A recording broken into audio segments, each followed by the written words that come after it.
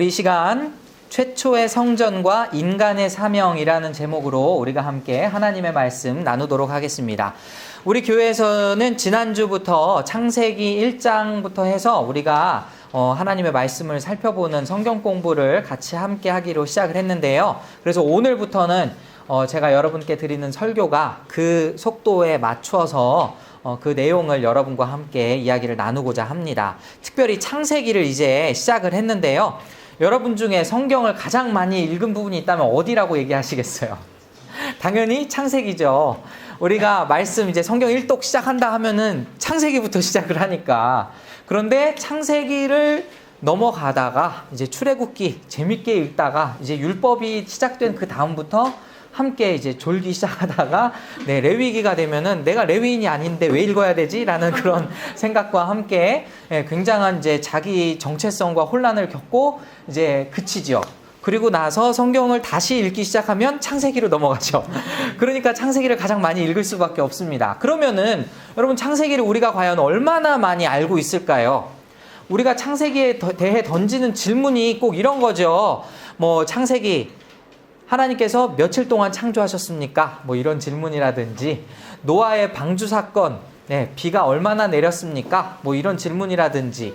그런데 사실 창세기는 우리가 단순히 알고 있는 어떤 지식적인 내용보다 사실 이 책을 통해서, 이 창세기를 통해서 우리에게 하고자 하는 그 메시지가 무엇인가를 깨닫는 게 훨씬 더 중요합니다.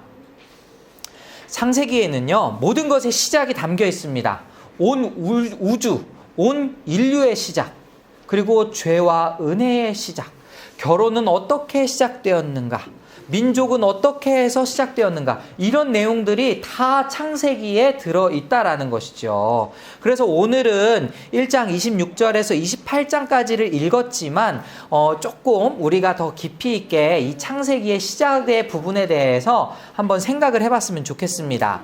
여러분은 신학을 전공하지 않아서 이런 단어들이 좀 익숙하지 않을지 모르겠지만 참고로 여러분께 말씀을 드릴게요. 성경을 읽는 관점은 여러 가지가 있습니다.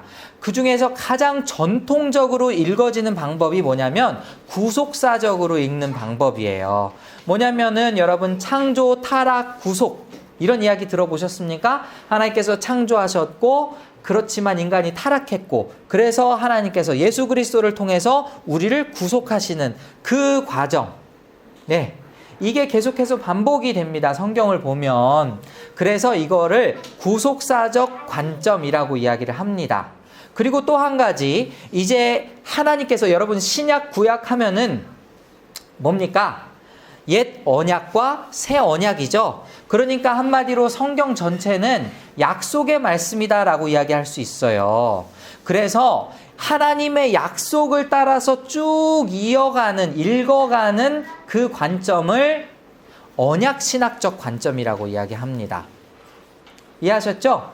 그리고 이제 하나님 나라의 관점으로 읽는 게 요즘에 사실 대세면 대세다라고 이야기할 수 있는데 이게 뭐냐면은 하나님의 나라가 어떻게 시작되었고 죄가 들어옴으로 인해서 하나님 나라가 어떻게 해서 망가졌고 그리고 궁극적으로 이 하나님 나라는 어떻게 다시 회복되는지 이 땅의 진정한 통치자가 누구냐 이 관점으로 계속해서 보는 게 바로 하나님 나라 관점입니다.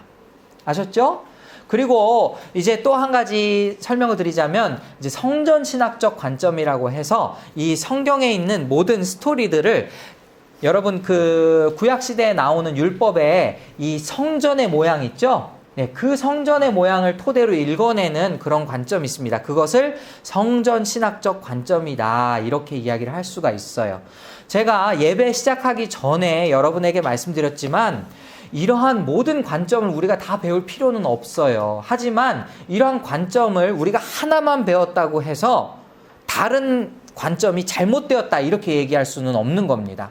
제가 주중에 어떤 목사님 한 분을 만났는데 그분이 책 굉장히 많이 읽으시거든요. 그분이 저에게 하시는 말씀이 정말 위험한 신학자는 어떤 신학자냐면 공부를 안 한 신학자가 아니고 하나만 공부한 신학자래요. 그것만 옳다고 생각을 하니까. 그래서 여러분들은 제가 잠깐 소개를 드렸지만 이러한 관점으로 성경을 읽을 수 있구나 정도만 생각을 하시면 될 것 같습니다. 그래서 여러분께 지금 이 창세기를 성전신학과 하나님 나라의 관점에서 약간 제가 이 창세기를 풀어서 말씀을 드리려고 해요. 자, 먼저 우리가 나라라고 한다면은 국가의 3요소 뭐가 있습니까? 국민, 주권, 영토가 있지요. 그런데 이 주권을 다른 말로 하면은, 그러니까 지금은 주권, 모든 주권은 국민으로부터 나온다. 그렇기 때문에 이 법도 국민이 세우잖아요. 그런데 옛날 고대 근동 시대나 이제 구약 시대를 생각해 본다면 국민이 법을 세운 게 아니었죠. 그때 당시에 중요했던 건 왕이었어요. 왕이 법을 어떻게 제정하느냐. 그래서 국민과 영토와 왕, 그리고 그 왕이 세운 법, 이게 국가를 이루는 요소다, 이렇게 생각하시면 됩니다. 그런데 이 국가의 모든 요소가 이 창세기에 다 들어있죠. 왕은 누구십니까? 태초에 하나님이 천지를 창조하셨다. 천지를 창조하신 그분이 왕이시죠. 맞죠? 그리고 땅이 있습니다. 어디가 있습니까? 하나님께서 이 우주 만물을 창조하시고 이 지구도 만드시고, 특별히 성경에서 관심 갖는 부분은 에덴 동산이라는 곳이죠. 그런데 이 에덴 동산에 아담과 하와를 놓으셨어요. 자, 영토가 생겼고 국민이 생겼습니다. 그렇죠? 그리고 이제 하나님께서 이들에게 법을 주셨어요. 동산 나무에 있는 모든 실과는 다 먹어도 좋지만 선악을 알게 하는 그 나무의 열매는 너희가 먹지 말라. 먹으면 정녕 죽을 것이다. 하나님께서 이렇게 말씀을 하셨죠. 그렇죠? 그래서 지금 국가의 모든, 나라의 모든 요소가 다 갖춰졌네요. 맞습니까? 하나님 나라 왕국이 완전히 건설이 된 거예요. 그래서 여러분, 땅이 혼돈하고 공허하며로 시작했던 게 하나씩 첫째 날, 둘째 날로 지나가면서 어떻게 됩니까? 질서가 잡히죠. 그래서 첫째 날부터 여섯째 날까지의 모든 여정을 보면 혼돈과 공허 속에서 질서가 잡히고 채워짐이 있고, 이런 게 바로 창조 기사에 나와 있는 내용들입니다. 그 의미가 그렇다라는 거예요. 그런데 자, 이거를 또 우리가 구약의 성전을 빗대어서 한번 생각해 보면 굉장히 놀라워요. 제가 오늘 여러분께 지금 그 말씀을 요약해서 나눠드린 그 페이퍼를 보시면, 자, 한번 보십시오. 구약의 성전은 어떻게 되어 있냐면은 네모나게, 성전이 네모나타 하면 그 네모난 곳을 가운데에는 성소가 있고 그 성소 안에 또 지성소가 있었습니다. 그런데 그 성소 바깥을 바깥뜰이라고 이야기를 했어요. 그러면은 지금 이 바깥뜰은 어떤 의미를 가지고 있냐면은 우주를 상징을 합니다. 우주. 아시겠죠? 그리고 지금 이 성소, 처음에 딱 들어가는 이 성소라고 한다면 눈에 보이는 어떤 가시적인 하늘을 상징하고요.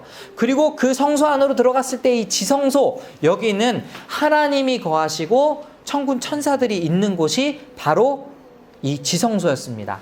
여러분, 언약궤를 상상하시면 돼요. 지성소 안에 언약궤가 있었죠. 그 언약궤에 위에 보면은 스랍들, 그러니까 천사가 형상화되어 있었잖아요.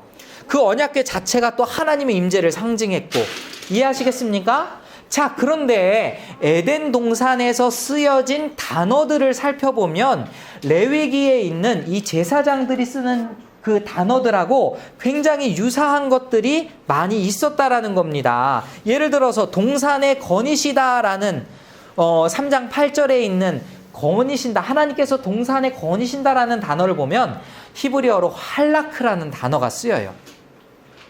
그런데 이 할라크라는 단어가 또 어디에 쓰였느냐? 레위기 26장 12절로 우리가 한번 가보면, 나는 너희 중에 행하여 너희의 하나님이 되고 너희는 내 백성이 될 것이니라.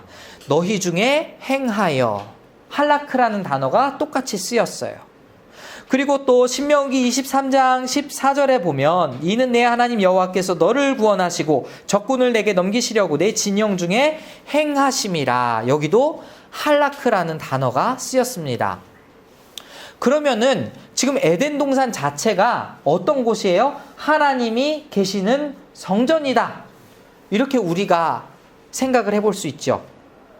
또 하나를 볼까요? 우리 창세기를 보면 창세기 2장 10절에 이 에덴 동산으로부터 흘러가는 강이 4개가 나옵니다. 4대 강. 우리나라의 4대 강 얘기하는 게 아니죠. 네. 4개의 강이 흐릅니다. 특히 우리가 잘 알고 있는 그 중에 하나 유브라데 강, 유프라테스 강이라고 하죠. 그래서 그 근동 땅 여기 딱 보면은 그 유브라데 강을 지역 그 기준으로 해서 사실 거기는 사막도 있고 막 이런데 그 강이 흘러가는 곳을 뭐라고 부르냐? 비옥한 초승달 지대라고 부르잖아요. 강이 있어야, 물이 있어야 생명이 계속해서 번식할 수 있죠. 그렇지 않습니까? 그런데 에스겔서 47장에 가면은 성전에서부터 뭐가 흐릅니까? 또 물이 흐른다고 나와 있어요. 굉장한 공통점을 갖고 있습니다. 에스겔서 47장 1절 보니까 그가 나를 데리고 성전문에 이르시니 성전의 앞면이 동쪽을 향하였는데 그 문지방 밑에서 물이 나와 동쪽으로 흐르다가 성전 오른쪽 제단 남쪽으로 흘러내리더라. 그리고 이 강이 흐르는 곳이 어떻게 됩니까? 이 강물이 흐르는 곳마다 번성하는 모든 생물이 살고 또 고기가 심이 많으리니 이 물이 흘러 들어가므로 바닷물이 되살아나겠고 이 강이 흐르는 각처에 모든 것이 살 것이며. 그렇죠? 자, 그리고 이 성전이 마지막에 가면은 요한계시록에 또 등장합니다. 새 예루살렘, 새 성전이 딱 하고 요한계시록에 내려오게 되어 있는데 계시록 22장 1절과 2절의 말씀 보면은 우리 한번 같이 읽어보실까요? 네, 뒷면에 나와 있습니다. 요한계시록 22장 1절과 2절 함께 읽어보도록 하겠습니다. 시작! 또 그가 천만치 밝은 생명수의 강을 내게 보이니 하나님과 그 얼굴의 보좌부터 나와서 그 가운데로 오르더라. 강 사이에 생명나무가 있어 12가지 열매를 맺되 달마다 그 열매를 맺고 그 나무 잎사귀들은 만국을 치료하기 위하여 있더라. 자, 어떻습니까? 굉장히 좀 놀랍죠? 이제 우리가 그냥 띄엄띄엄 보던 말씀이 연결되는 게 느껴지십니까? 제가 강요하는 게 아니고요. 정말 성전의 모양처럼 지금 에덴 동산이 마치 지성소의 모양과 또 같다라는 거예요. 그걸 또 마지막으로 한 가지 힌트를 더 드리자면 이 창세기 2장 15절을 보면은 하나님께서 아담을 이 에덴 동산에 두신 목적이 나와 있습니다. 그건 뭐냐면 경작하여 지키게 하다라는 거거든요. 근데 지금 여기 그 경작하게 하셨다라는 그 뜻의 그 아바드라는 단어는요, 레위인들이 이 성전에서 봉사할 때 쓰는 용어였습니다. 굉장히 놀랍죠? 그러니까 지금 완벽한 하나님의 나라가 세워졌고, 그리고 완벽한 하나님의 성전이 지금 창세기에 그려져 있다. 여러분 이렇게 생각하시면 됩니다. 그런데 여기서 특별히 하나님께서 사람에게 다른 피조물은 그냥 있어라 이렇게 했는데 오늘 본문의 말씀을 보면은 굉장히 특이한 말씀이 나와요. 이제 드디어 오늘 본문 26절 보실까요? 하나님이 이르시되 우리의 형상을 따라 우리의 모양대로 우리가 사람을 만들고 그들로 바다의 물고기와 하늘의 새와 가축과 온 땅과 땅에 기는 모든 것을 다스리게 하자. 어떻습니까? 좀 다르죠? 지금까지는 만들어져라 이렇게 명령을 하셨는데 이렇게 하자라고 했어요. 그런데 여기에서 독특한 표현이 우리가라는 표현입니다. 여러분 이게 우리라는 복수형으로 쓰여진 단어가 왜 특이하냐면요, 하나님은 이 당시에 그 구약 시대의 사고방식으로 생각해 본다면 하나님은 유일신이었잖아요. 그래서 사실 예수님이 내가 하나님의 아들이다라고 했을 때 유일신 사상에서 벗어나니까 그렇게 예수님을 핍박한 거 아닙니까? 그렇죠. 그러니까 지금 이걸 생각해 보면 굉장히 좀 독특한 단어라는 겁니다. 그래서 전통적으로는 우리가 우리의 형상을 따라라는 것이 삼위일체 하나님의 근거가 되는 단어다. 이렇게 생각을 해왔어요. 그런데 이렇게 생각을 하기에는 약간 논리적으로 부족한 부분이 있습니다. 제가 지금도 말씀드리지만 이 당시에는 유일신 사상을 가지고 있었는데 삼위일체 하나님을 염두에 두고 우리라는 단어를 썼다? 쉽지가 않죠. 그래서 또 하나의 주장이 뭐냐면은 존대의 복수법이라는 게 있어요. 그러니까 상대방을 존귀하게 여길 때에 히브리어 단어에서 그 존대의 표현으로 복수로 그냥 썼다라는 겁니다. 여러분, 아도나이 이런 단어도 아시죠? 아도나이, 주님을 높일 때 쓰는 말입니다. 아도니 하면은 주인이거든요. 그거를 존대의 복수법으로 했을 때 아도나이가 되는 겁니다. 이해하셨죠? 그런데 이것도 마찬가지로 조금은 부족한 부분이 있어요. 그래서 최근의 학자들은 이것을 어떻게 이야기하냐면 하늘에 있는 천상의 어전회의에서 하나님께서 이야기하신 내용이 지금 여기에 들어있는 거다. 그러니까 회의 중에 하신 말씀이에요. 이거는 성경의 곳곳에 드러납니다. 예를 들면 욥기에서 어전회의가 이루어지고 있고 사탄이 오죠. 네가 뭐 하고 왔냐? 세상을 두루 보고 왔습니다. 이런 식으로 나오잖아요.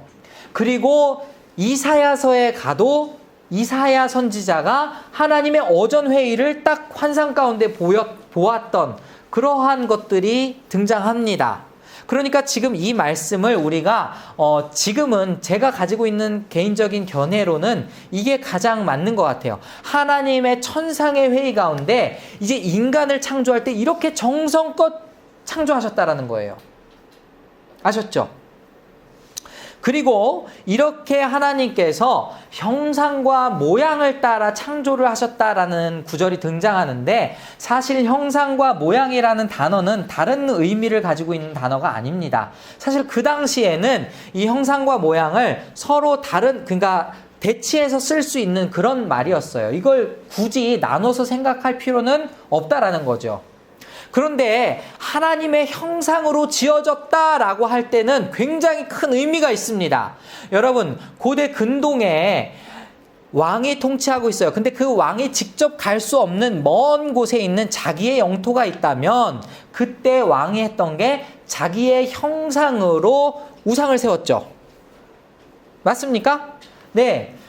로마 시대만 봐도 그런 일들이 굉장히 많았다라는 것이죠. 그러면서 이 영토는 바로 이 형상을 지닌 왕의 것이다 라는 것이 이 형상을 통해서 확정이 되었습니다. 그런데 이 왕이 이 땅을 통치를 한다.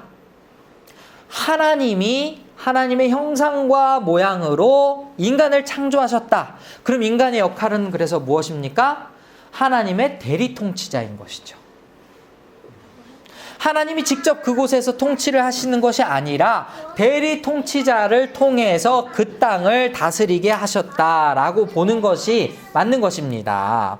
그래서 여러분 지금 이제 27절을 한번 가보시면 하나님이 자기 형상 곧 하나님의 형상대로 사람을 창조하시되 남자와 여자를 창조하셨다라는 이야기가 나옵니다. 그런데 여러분 여기서 보면 우리가 일반적으로는 하나님이 아담을 먼저 창조하시고 그 다음에 하와를 창조하셨다. 그리고 특별히 하나님이 하와를 아담의 돕는 배필로 만드셨다라는 구절에서 굉장한 남녀 차별이 느껴지죠. 네? 페미니즘 여기 없나요? 그런데 여러분 성경은 그렇게 얘기하지 않습니다. 최초의 하나님께서 인간을 창조하실 때에 남자와 여자 순서가 없었어요. 굳이 따지면. 지금 이 구절 보면 어떻게 되어 있습니까? 하나님이 남자와 여자를 창조하셨다. 여러분 찬양 중에 이런 것도 있더라고요. 지난번에 축가를 들어보니까 이씨가 이샤에게 뭐 이렇게 남자, 이샤, 여자. 근데 다른 게 없습니다. 이씨의 여성형이 이샤예요. 여러분 그 유럽의 언어들을 배워도 남성형, 여성형 있는 거 아시죠? 오로 끝나면 남자, 아로 끝나면 여자. 마리오 남자, 마리아 여자. 똑같은 거예요. 어렵게 생각하실 필요가 없습니다. 남자와 여자를 창조하셨다? 여기에서 볼 수 있는 것은 지금 이 수직적인 구조가 아니라 수평적인 관계로 남자와 여자를 창조하셨다라는 걸 의미합니다.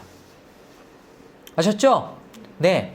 여자라고 해서 절대 뭐 열등하거나 낮은 위치에 있는 그런 것이 아니라는 거예요. 하나님의 창조 질서는 남자와 여자를 평등하게 만드셨습니다.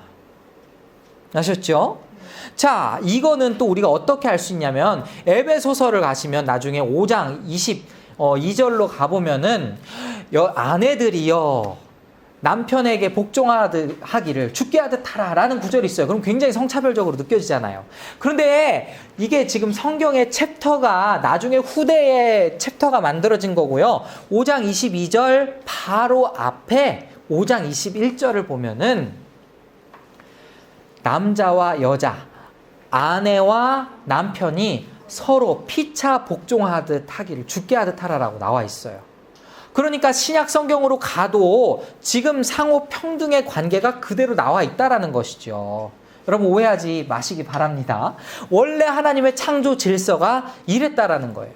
근데 이 인간에게 주신 명령이 뭐냐? 28절로 가면 하나님이 그들에게 복을 주시며, 자, 특별히 제가 뭐 깊이 얘기하지 않겠지만은 다른 피조물과는 다르게 인간에게는 3번에 걸쳐서 복을 주세요. 이건 3번째 복입니다.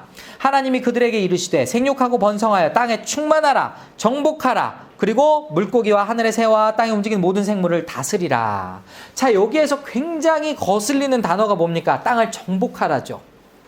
그러니까 이거를 굉장히 사람들이 많이 오해를 해가지고 마치 땅을 정복하고 다스리라는 것이 내가 그 위에 군림해서 아무렇게나 해도 되는 것인 양 오해하는 경우가 굉장히 많다라는 거예요. 그런데 땅을 정복할 때는 여러분 성경에서 땅을 정복할 때가 언제입니까? 가장 우리가 쉽게 생각할 수 있는 게 가나안 땅 정복이죠. 그럼 가나안 땅은 왜 정복했을까요? 성경에선 분명한 목적이 나와 있습니다. 그들의 악을 제거하기 위해서. 땅을 정복한다라는 용어에는 어떻게 보면 굉장히 무력도 같이 포함되어 있는 그러한 단어라고 우리가 부정할 수는 없지만 성경에서 정복한 사례들을 보면은 악을 정복할 때 쓰이는 단어가 바로 이 정복하다라는 단어예요. 그리고 번성하라, 다스리라 이런 것은 무엇이 있냐면은 여러분 옛날 고대 근동의 왕은요 가난한 사람들, 사회적 약자들을 돌볼 의무가 있는 게 왕의 의무였습니다. 그러니까 다른 말로 하자면 하나님께서 아까 26절을 통해서 형상과 모양으로 다스리게 하셨다라고 했다라면 대리 통치자로서의 역할, 왕의 역할, 이 땅을 다스리라라는 것은 질서 있게 다스려라. 연약한 것을 보호하고 보살피면서 하나님의 뜻과 법을 성취하라 이겁니다. 그러니까 이 하나님의 창조 목적을 우리가 바로 알기만 한다면 이 땅에 있는 환경 파괴의 문제들 기독교인이 그냥 내버려둘 수가 없는 거예요. 그냥 무시할 수가 없다라는 겁니다. 나는 이제 죽으면 천국 가니까, 좋은 곳 가니까 이 땅이 무너지든 말든 상관없다. 이것은 우리 그리스도인들이 가져서는 안 될 생각인 겁니다. 이해하셨죠? 네. 창조 질서, 그리고 창조 기사에는 이러한 놀라운 얘기들이 곳곳에 숨어 있습니다. 여러분이 이것을 잘 기억하셨으면 좋겠어요. 자, 그럼 이제 우리가 할 일이 무엇입니까? 여러분, 이렇게 완벽하게 만드신 이 창조 세계에 어떤 일이 일어났죠? 죄가 들어왔어요. 여러분, 창조기사에 7일 동안에 밤과 낮, 저녁이 되고 아침이 되니 이런 말이 등장하잖아요. 근데 7일 중에 저녁이 되고 아침이 등장하지 않는 유일한 구절이 있습니다. 그게 어딜까요? 일곱째 날. 일곱째 날은 저녁이 되고 아침이 되었다라는 말이 등장하지 않습니다. 왜요? 그날은 완벽하게 창조한 날이기 때문에. 하나님께서 이제 6일 동안 완벽하게 창조하셨기 때문에 하나님이 지치셔서 나 이제 쉬어야지. 이게 안식일이 아니에요. 너무 완벽하게 창조하셔서 더 이상 하실 일이 없기 때문에 안식하셨죠.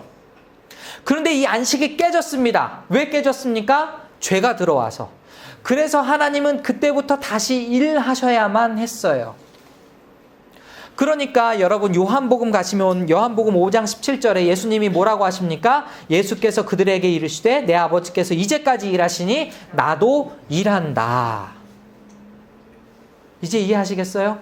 그래서 하나님은 지금도 일하시는 겁니다. 예수님은 지금도 일하셔요. 근데 누구를 통해서? 대리통치자인 우리들을 통해서, 조금 더 구체적으로 얘기하면 하나님의 사람들을 통해서. 오늘 제가 창세기를 준비하면서 정말 시간을 많이 쏟았는데 압축적으로 얘기하느라 굉장히 힘들었어요. 조금 평소보다 설교를 좀 길게 하긴 했지만 여러분 너무 중요한 얘기입니다. 여러분은 그냥 지어진 사람들이 아니에요. 하나님의 형상과 모양대로 지음받은 사람들입니다. 그렇기 때문에 여러분은 사명이 있는 거예요. 하나님의 대리통치자로서 이 땅에 어그러진 것을 바로잡아야 할 그런 사명이 있는 거죠. 환경의 문제, 무너진 질서의 문제, 무너진 법, 무너진 통치, 이것을 회복하는 사람들이 바로 하나님 나라의 사람들입니다. 이제 창조의 의미를 바로 깨달은 여러분, 오늘 말씀을 잘 기억하셨으면 좋겠어요. 이것은 다른 이야기가 아닙니다. 바로 우리의 이야기입니다. 이제 창조의 질서를 바로 깨달으시고 하나님께서 우리를 지으신 목적을 바로 알고, 그리고 하나님의 대리 통치자로서의 그 역할을, 그 사명을 잘 감당하는 우리 모두가 될 수 있기를 간절히 소원합니다.